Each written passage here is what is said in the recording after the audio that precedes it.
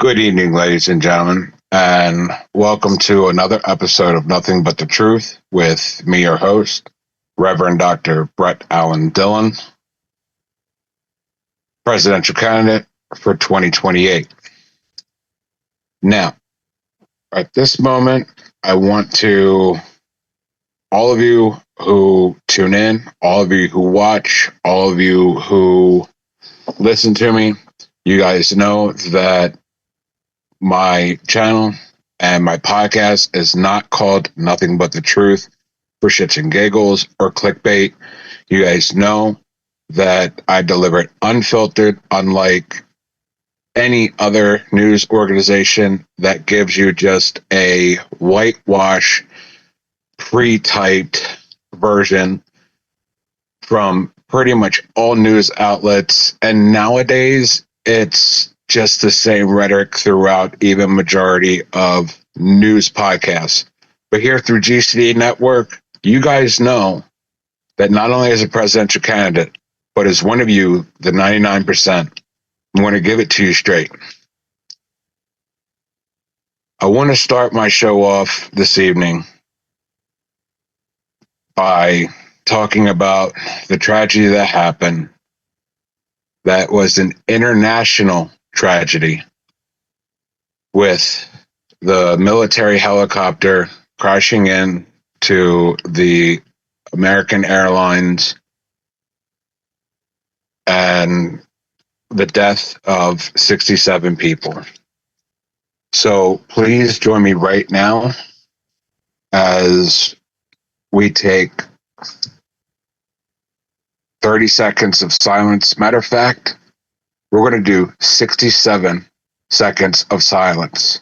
One for each of those people who died horrifically that could have been avoided.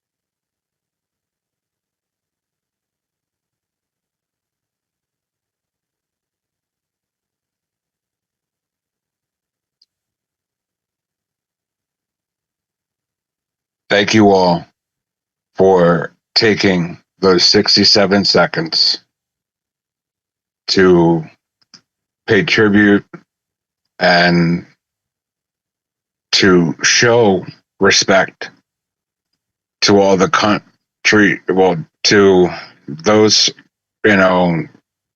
from Russia who were lost, both the children with their parents and all the other skaters who lost their life, as well as the crew members of the flight and the 3 members of our military, of the Army.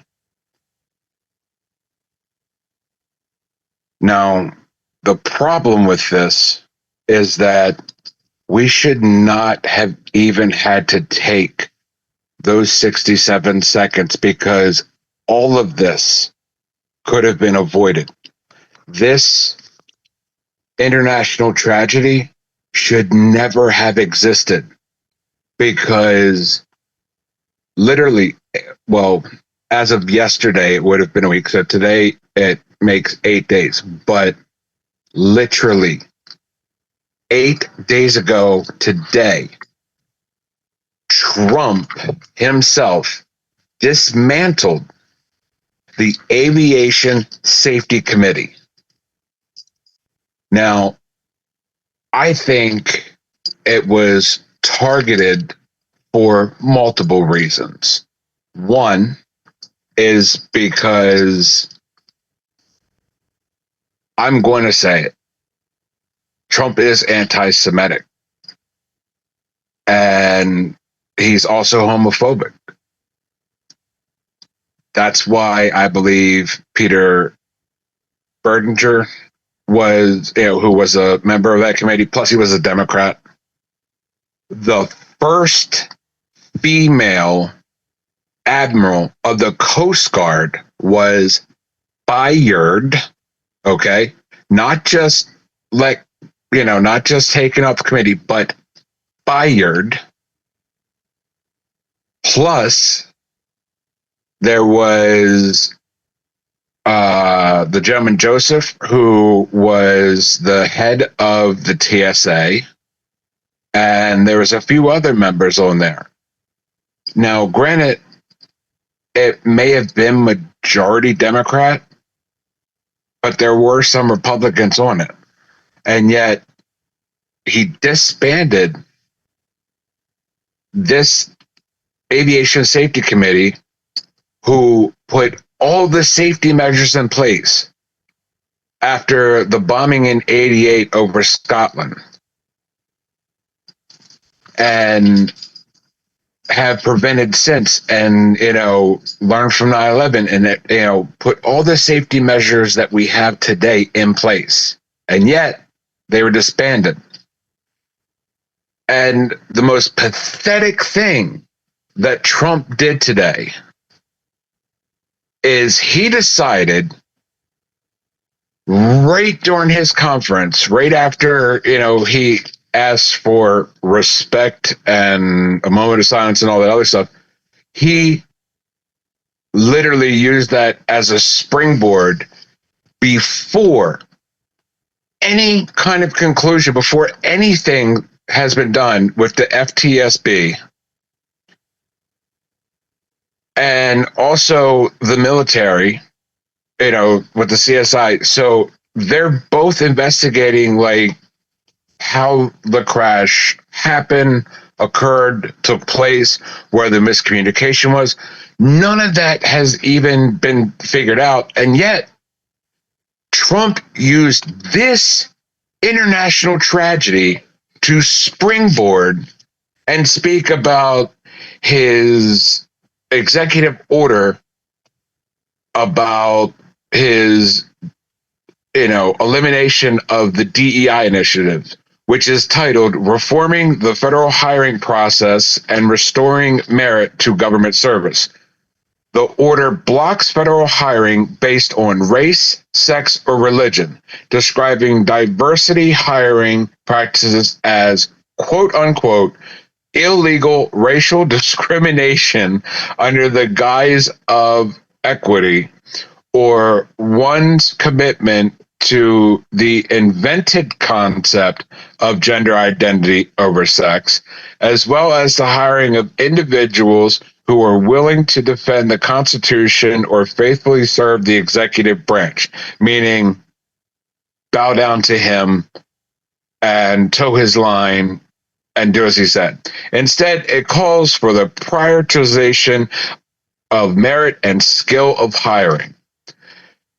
Now, I'm sorry, but how do you take an international tragedy, which he automatically blamed on the control tower at Reagan International Airport, okay, before anything's even been found out as to who, what was, which side was at fault for the crash? And he even said in his own words, it may not have been their fault, but it could have been. Now, I'm sorry, but I've never, ever once seen a president who takes a national disaster or international tragedy and uses it to explain why his executive order and why, the diversity, equity, and everything else. Why the whole DEI concept should even be raised with this? I mean, I'm sorry, but are you a president Or are you trying to, I don't know, go against your own executive order of weaponizing the government against the people? I don't know. To me, that's an oxymoron. You are literally setting yourself up for impeachment. And then on top of it, when he fired the woman Admiral Jamie, I think it was Fayed, Fayed. His one executive order defending gender and rolling back transgender protections. Now, the first two words of this executive order is defending women. Well, how exactly are you defending women when you're firing the first female admiral of the Coast Guard who has brought light and has literally, all of the sexual assaults and everything else that were going on within the Coast Guard, and also, talking to other high ranking, generals, admirals, and everything else about the same issue that goes on in the Navy, Marines, Army, Air Force. So she was not just advocating to stop all of the sexual harassment and the negativity and, the over, not promoting women, but promoting men instead. Now, that is why DEI is important, is because there are more women who deserve positions based upon their merit and their intelligence and their commitment versus men who hold the same positions just because they're men. And majority of the time because they're white heterosexual men. But anyway, the executive order titled Defending Women from Gender Ideology, Extremism, and Restoring Biological Truth to the Federal Government. Yeah, I'm sorry, but, did he take that quote from a Putin speech? Because that's exactly what it sounds like to me. It says, Trump outlined federal definitions of women and girls as females and men and boys as males, defining male and female as biological, binary, and immutable. Okay? The order seeks to remove the promotion of gender identity and gender ideology from federal policy, communications, IDs, and more. The order calls for imprisoned trans men to be detained in women's prisons and trans women in men's prisons, and it calls for agencies to restrict inmate spaces by sex, not identity. The order also sets in motion the rollback of Biden-era guidance about transgender people and gender identity, including certain Title 6 protections, Title 9 protections, and Trump instructs the Attorney General to ensure the freedom to express the binary nature of sex and blah, blah, blah. Now, I'm sorry, but last time I checked, he cannot rewrite the Constitution unless he's really going for what he said during his campaigning, which was, I'll be a dictator on day one. Well, seems to me like that being a dictator on day one, it hasn't stopped yet. Because to make things worse, executive order calling for an American first foreign policy approach. Trump directed the Secretary of State to bring the State Department in line with Trump's isolationist foreign policy approach. I'll repeat that. Trump's isolationist foreign policy approach, because he's already withdrew from pretty much every foreign policy that America holds with any other country. He withdrew from the Paris Accord for, climate control. He withdrew from the World Health Organization. And there's two other things, but I'll get to that. So my question is that, and so anyway, to go one, an executive order titled America First Policy Directive to put the directive to the Secretary of State. Trump's Secretary of State nominee, Marco Rubio, who was confirmed unanimously by the Senate on January 20th, said as much at his confirmation hearing last week, vowing, under President Trump, the top priority of the United States Department of State will be the United States. Now, again, this really is leaning towards his whole dictatorship, but with that statement, that's also bringing us very, very close to the line of being under communist rule, because that's literally what Russia is about, is that everything, all the top priorities are to Russia.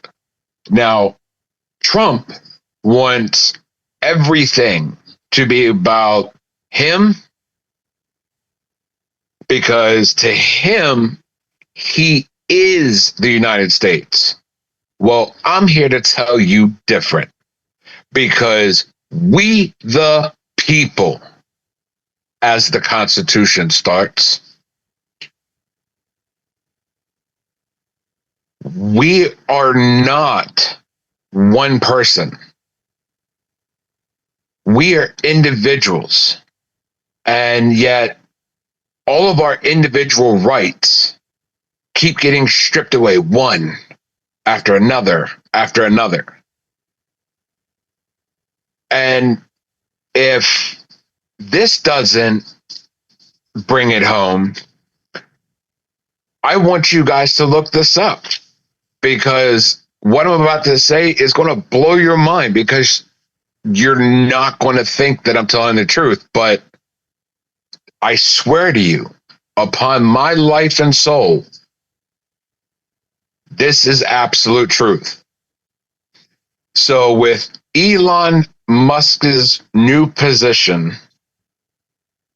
for Doge, he, along with other people, have literally taken over the government HR department, to where he sent out a mass email to 2.3 million. Let me repeat that. 2.3 million government workers, telling them that they can either toe the line, fall in line, and to where they're expected to show up every day and not work remotely. Okay, that one I can agree with, because if we're paying somebody, they shouldn't be, working in a bathrobe and bunny slippers. They should be in the office working. COVID's over with. But the other aspect that he's enforcing is that it's a mandatory 80-hour work week. Yes, you guys do the math. And if you haven't, let me break it down for you. So in a 5-day work week, that is 16 hours per day. If you look at now, this 2.3 million goes to every state in the United States. I'm not sure if it goes out to any of the U.S. territories like, U.S. Samoa, Puerto Rico, U.S. Virgin Islands, and all that. But the thing is that it's mainly focused for those in DC, is where majority of these emails are for. Now, it's expensive to live in DC, okay? Even in the not so great neighborhoods, it's still expensive. So majority of people live within an hour to an hour and a half outside of DC. That's not including traffic, okay? So statistically, if you live, you're supposed to add half of the time, or miles, however you want to do it, to add for traffic to get to work. So statistically, if you're an hour outside of Washington, that's an hour and a half. That's one way. That means that's an extra 3 hours. Now, there's only 24 hours in a day. So you're looking at making somebody push themselves 80 hours a week on 5 hours of sleep. Now, let's take in mind of those 5 hours. You have at least 1 hour of being able to eat dinner, family, just to be able to fall asleep. Then you also have, you're getting up, getting ready, and everything else in the morning. So you are literally asking people at minimum to work 80 hours a week at peak performance. And trust me, this is what his mandate states in his memo that he sent out. And their only other option is to follow everything he says, or they can send in, a response to him from either their military or government email. Now, this 2.3 does not include government, Homeland Security, border security, all the stuff that they're trying to, keep everything in Mexico, which also brings up the fact that Trump also put an executive order forward that the military is to use any and all action. Let me repeat that. Any and all action.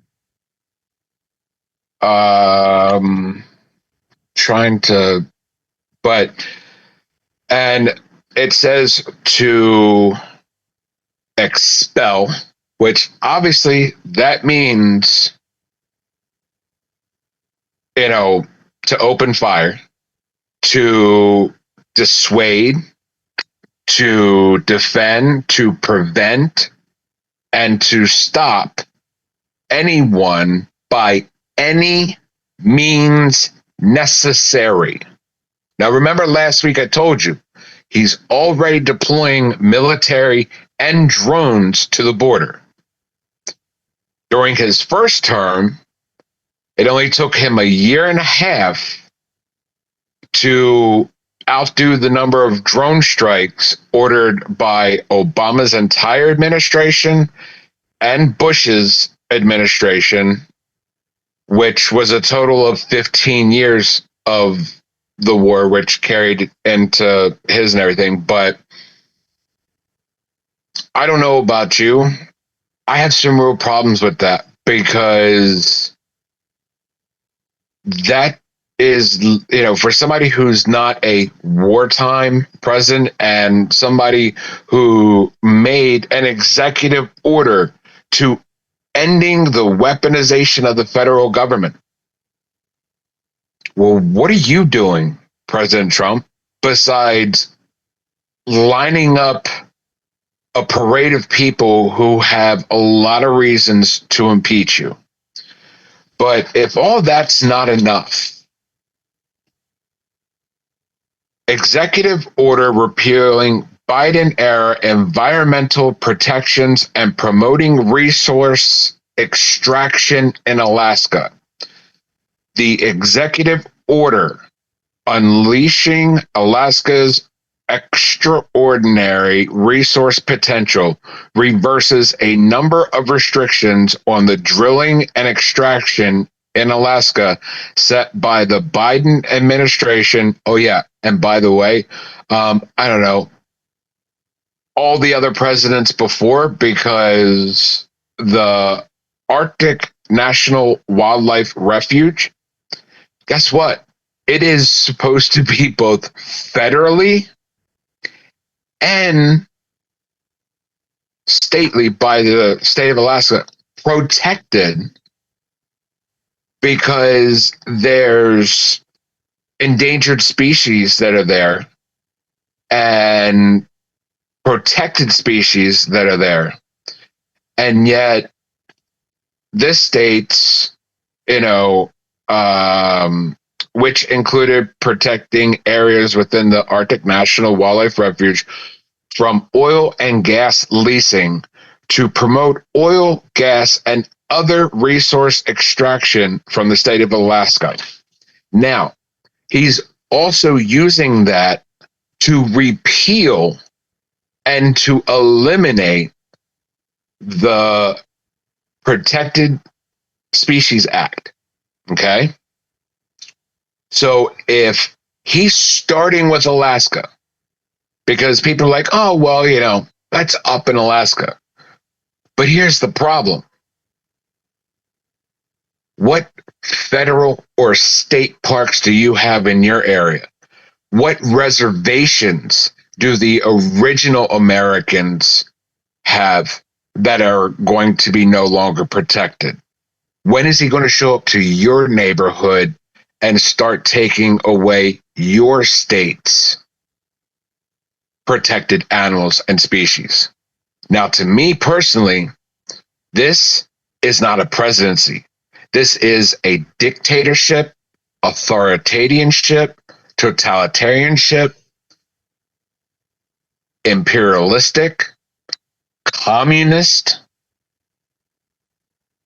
and to where he literally wants to make himself out like he's royalty, like we, the 99%, owe him everything, because he is so narcissistic. And I can tell you that Vance, he is not doing anything but rooting the president on. Why? Because he knows that if Trump gets impeached, he becomes president, which then he can take things a step even further. Congress so far has not done anything to stop him. That is why, like I stated last week, we, the people, have a right constitutionally, our civil rights, and the Declaration of Independence, that the Tree of Liberty shall be refreshed upon the act of tyranny, and that we have to do it peacefully, because otherwise, number one, you could be shot on the spot if we try to do anything, involving military, weapons, or aggression. But if we do it peacefully, then guess what? They cannot stop us. That means no destruction, no nothing. And that is why together we thrive versus having somebody who's supposed to represent our country who is saying, I am in charge. You shall bow down to me. I'm sorry, but there's only one person that I lower my head to, and that is God. Well, also Yeshua and the Holy Spirit, but they're three in one.